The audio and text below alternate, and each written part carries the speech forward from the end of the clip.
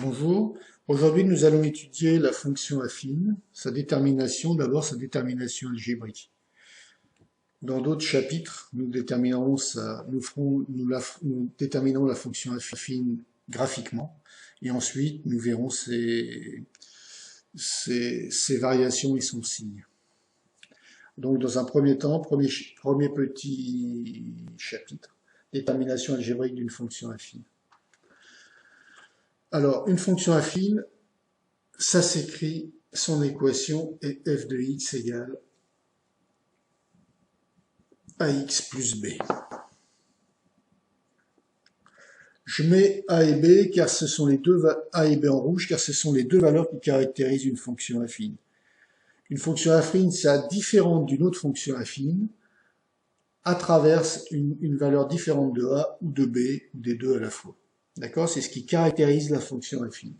D'autre part, la fonction affine se représente par une droite. Donc ici, la droite qui est représentation de la fonction affine f, ça sera d de f. Voilà comment on la notera. Alors je vais vous faire un petit graphique qui va illustrer cette leçon. Je vais mettre ma fonction affine. D'accord? Et ça, c'est d de f. Ensuite, voilà, pour déterminer une fonction affine, c'est-à-dire sa valeur de a et sa valeur de b, il faudra absolument que je prenne, il faudra qu'on me donne 2 points, ou que je prenne moi-même 2 points sur la droite. D'accord? Alors je prends 2 points, je vais prendre 2 points C et D sur la droite. Ici, ils auront leurs coordonnées. Ici, j'aurai x de D, ici x de C, ici f, l'image de x de C, et là, l'image de x de D. C'est pareil que y de D, y de C. D'accord? Voilà. Alors, à partir de ces 2 points, je vais pouvoir d'abord déterminer la valeur de A. Donc, n'oubliez pas, je me répète, il faut qu'on vous donne 2 points. Soit que vous obtenez à partir d'une figure, comme ici, les points ils sont arbitraires, hein, je les ai pris au hasard, ou soit on vous les donnera directement. Détermination de A. Alors A, c'est ce qu'on appelle le coefficient linéaire, on l'appelle aussi coefficient directeur, et aussi pente de la droite. Tous ces noms-là sont équivalents, C1. Ok? Alors pour le déterminer, il a fallu que je prenne 2 points sur la droite. Et le A se calcule comme ça. A égale, alors je commence par f de xd moins f de xc sur xd moins xc. Alors ça c'est pareil, c'est équivalent à, on pourra vous le présenter aussi comme ça, yd moins yc sur xd moins xc. Alors il n'y a pas d'ordre, ici j'ai commencé par le point D, c'est-à-dire j'ai mis les coordonnées du point D en premier et les coordonnées du point C en deuxième. Je peux faire l'inverse, je peux commencer par C et finir par D. Ce qu'il faut c'est que si je commence par C en haut, je commence par C en bas. Voilà, et ça donnera exactement la même valeur de coefficient.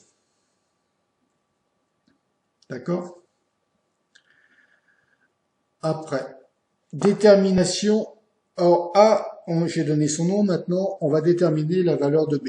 B se lit ici. D'accord? Alors ce qu'on a déterminé en faisant yd moins yc sur xd moins xc, c'est ces longueurs-là. En fait, on a fait le rapport. Voilà, ici j'ai une barre, une longueur verte, une longueur noire. Et bien en fait, j'ai fait le rapport de la longueur noire sur la longueur verte. C'est ça la pente. D'accord? C'est yd moins yc sur xd moins xc. Alors, yd moins yc, c'est cette longueur-là. xd moins xc, c'est en vert. ici c'est en vert, ici c'est en noir, symbolisé par un trait noir, symbolisé par le trait vert. On fait toujours les Y sur les X. Donc maintenant, on va voir par le calcul comment on détermine. Détermination de B. B est appelé ordonnée à l'origine.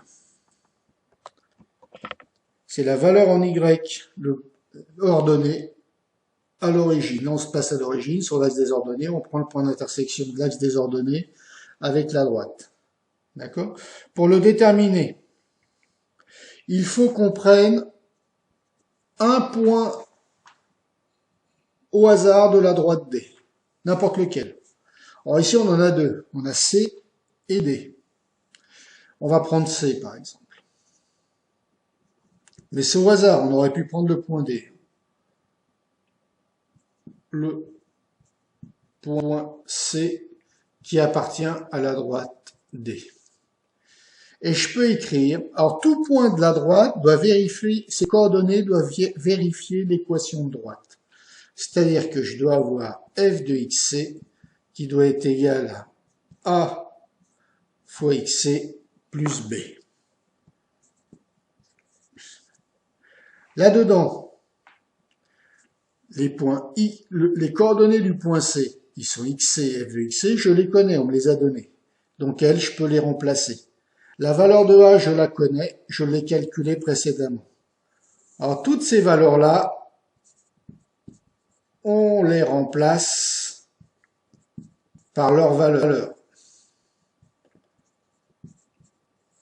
D'accord? Et en fait, comme inconnu, il ne nous reste plus que B, et j'aurai plus qu'à résoudre l'équation. Alors pour vous montrer comment ça se passe, on va prendre un exemple à traiter. On va déterminer la valeur de l'ordonnée à l'origine, qui est B, et la valeur de A, qui est le coefficient directeur de la droite. À travers un exemple.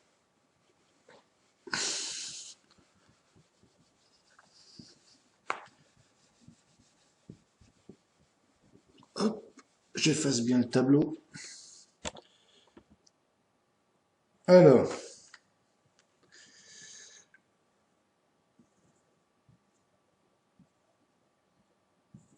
les points, là c'est ma droite, D de F,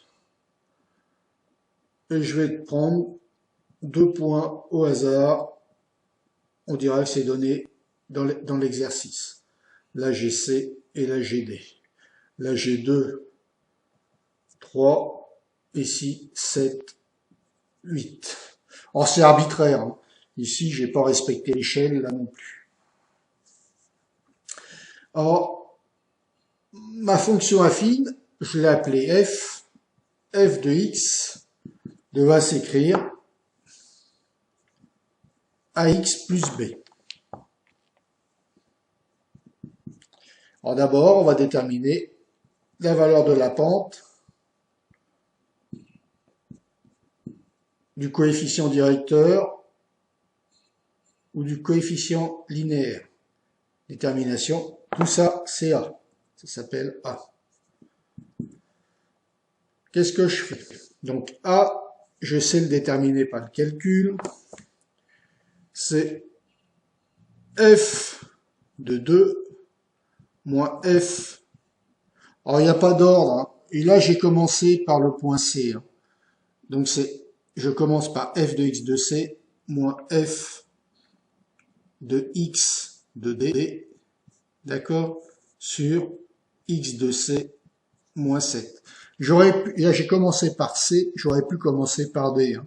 C'est aussi égal, je vais vous le mettre,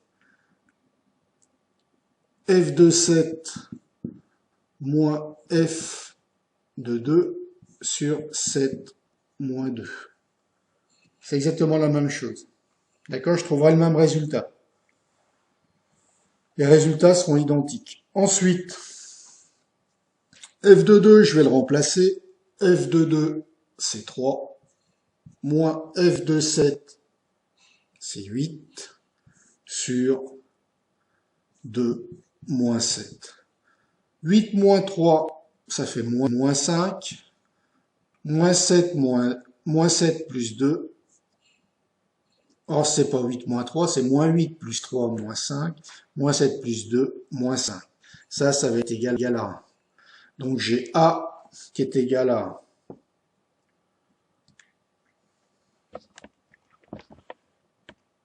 Voilà. Maintenant, donc A égale 1. Maintenant, on va s'intéresser à la détermination de B.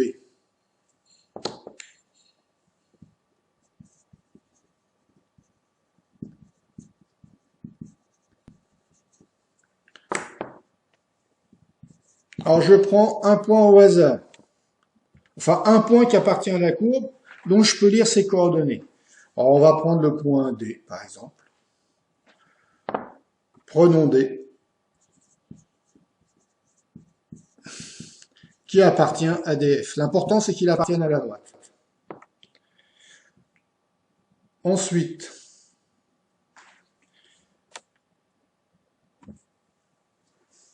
on prend les coordonnées de D, c'est-à-dire f de x de D, qui devra être égal à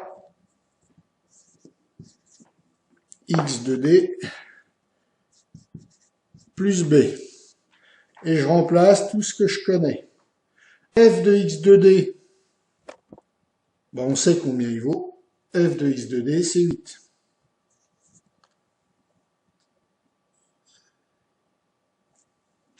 Égale x de D, là je vais le remplacer, c'est 7. Et le A, je le remplace, c'est 1. 1 fois 7, 8 égale 1 fois 7. Pardon.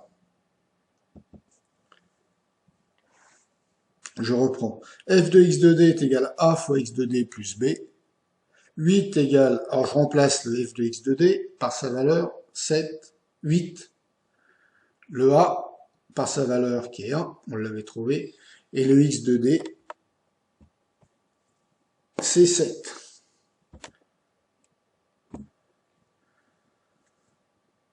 Voilà ce que ça donne, plus B.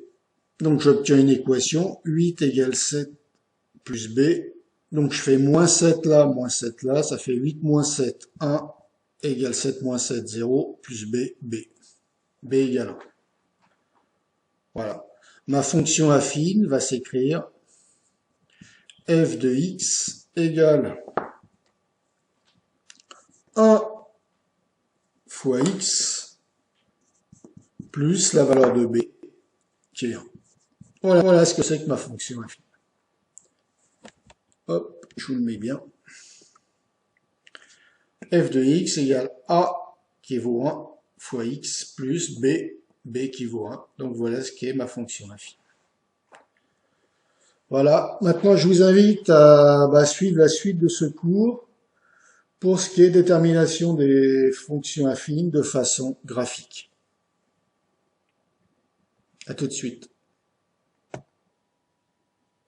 Bonjour, là nous faisons la suite du cours sur les fonctions affines et nous faisons le paragraphe détermination graphique d'une équation affine.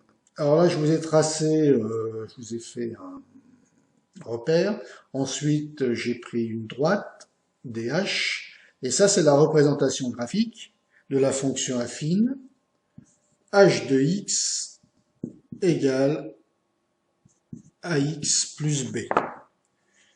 Donc le but du jeu, même principe, c'est déterminer petit a, petit b. Alors petit a, je vous rappelle, c'est le coefficient directeur de la droite, petit b, c'est l'ordonnée à l'origine. Alors petit b, c'est très facile, on le lit ici à l'intersection de la droite et de l'axe Y, l'axe des ordonnées, à l'origine, en 0. D'accord? Là, c'est la valeur de b. Donc ça sera très simple, 1, 2, 3, 4, 5, b égale 5. Ça, c'est fait. Maintenant, on va s'intéresser à la détermination de la valeur de a. Alors pour ce faire, on va prendre deux points dont on lit facilement les coordonnées sur la droite DH. Alors ce point-là, on lit facilement ces coordonnées, puis on va en prendre un autre. Celui-là. Bon, c'est pas très net, mais on sait. Hop, voilà. Ça soit à peu près pas trop mal fait. Voilà les coordonnées. Alors ce point-là, je vais l'appeler C. Celui-là, je vais l'appeler D.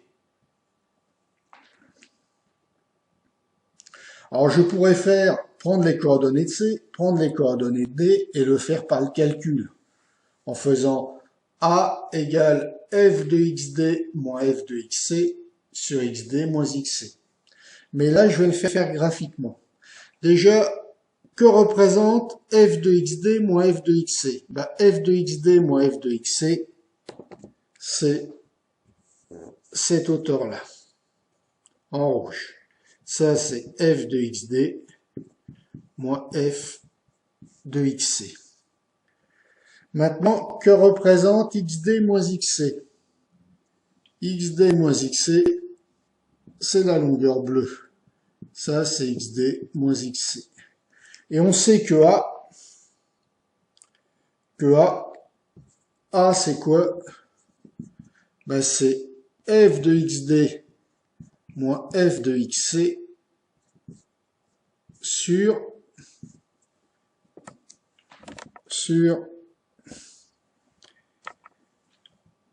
xd moins xc.